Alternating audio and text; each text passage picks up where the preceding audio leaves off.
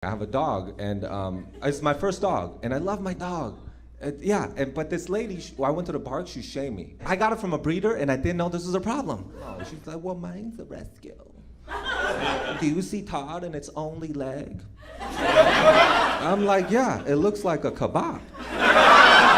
But I still felt really guilty because I'm a human being, and then I started to do research, and I found that 2 million pets each year, they'll go from the breeder, where I got it from straight, right? 2 million. They'll go to a bad home, get abused, beaten, and abandoned. And some people, not all, they'll go to the shelter, they go, oh, look who needs my help, don't worry. I am now here in Jesus' image to rescue you. The word rescue in the English language, as I've learned, means save from danger. Why did you wait for it to get beaten first? Yeah, I didn't wait. I went straight to the source. I rescued it with money. You just didn't want to pay for extra legs. Boom, Go Fetch Gang, welcome back. So, as you can see in the clip before, this gentleman was getting teased about, buying a dog from a breeder as opposed from getting a dog from the rescue. And believe it or not, that is a common conversation.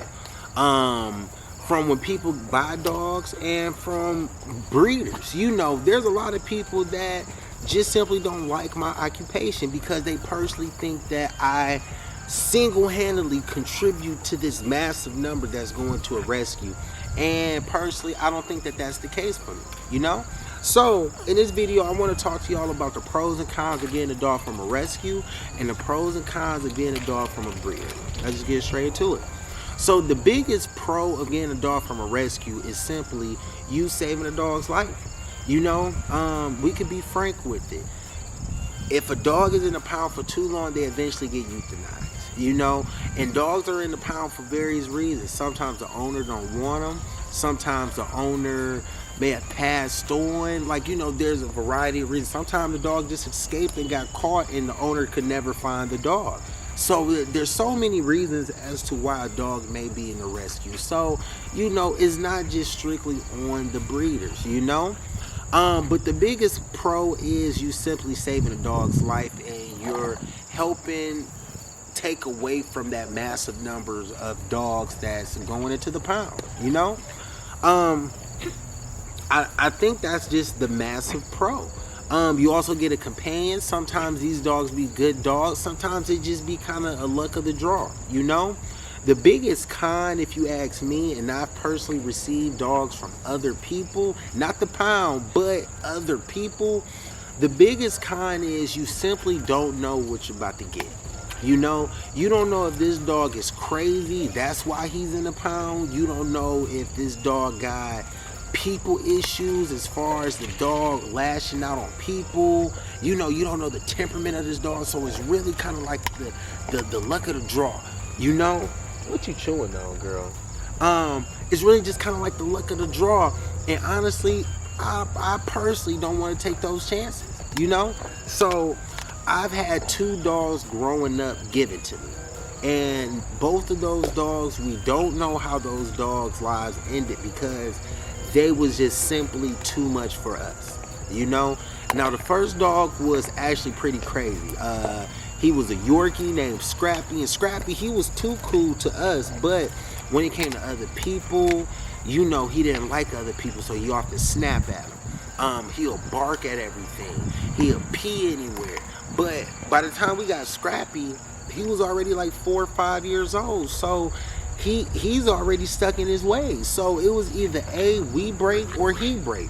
And it seemed like he wasn't breaking no time soon, so we had to pass him along to the next person.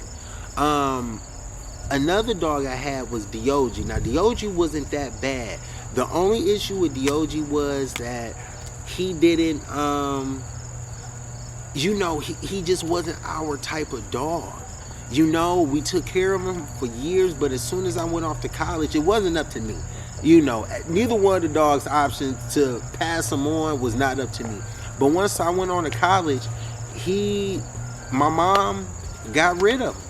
And it was kind of sad or whatnot, but, it was hard to cater to his needs because he was stuck in his ways as well, So it's a luck of the draw type thing. So I can only imagine a traumatized dog that's been in a rescue. But there are some good stories out there as well, you know. Now, me personally, when I finally got old enough, I decided to buy my dogs, you know, because at the end of the day, if I'm gonna deal with something, all dogs gonna poop, all dogs gotta get their shots, all dogs gonna chew on something, all dogs gotta pee. So if I have to deal with that anyway, I would much rather deal with it from a dog that I actually want, because I'm gonna treat it a little bit differently. I'm gonna take care of it a little bit differently, you know. So that's just me, you know. If I want a particular color, if I want a particular breed, if I want a particular stature, if I want a particular temperament, I can actually shop around for all of those specific things that I'm looking for, and I can be satisfied with my purchase, you know, as opposed to me just reaching my hand in a candy jar and pulling out hopefully a gumball, but it's a dumb sucker, you know. So, you know, that's kind of my perspective. Now, the downside of getting a dog from a breeder is every dog that a breeder produces is not the best dog, you know. There are going to be some dogs that is not going to turn out the way that the breeder may or may not have advertised, you know. And that's also vice versa. I've also seen dogs that look pretty crappy turn out to be something immaculate, you know. But I will much rather take those chances with getting a dog from a breeder and dealing with what I want to personally deal with, instead of dealing with something that I just have to deal with, you know. So yeah, you know, that was just my 2 cents. When I ran across that clip, I thought that was the most hilarious thing, because I'm just like, yeah, you rescue a dog with money. That's what you do. That's how I feel about it, because you're gonna take care of this dog totally different, as opposed to something that you just may receive or just pick out, you know.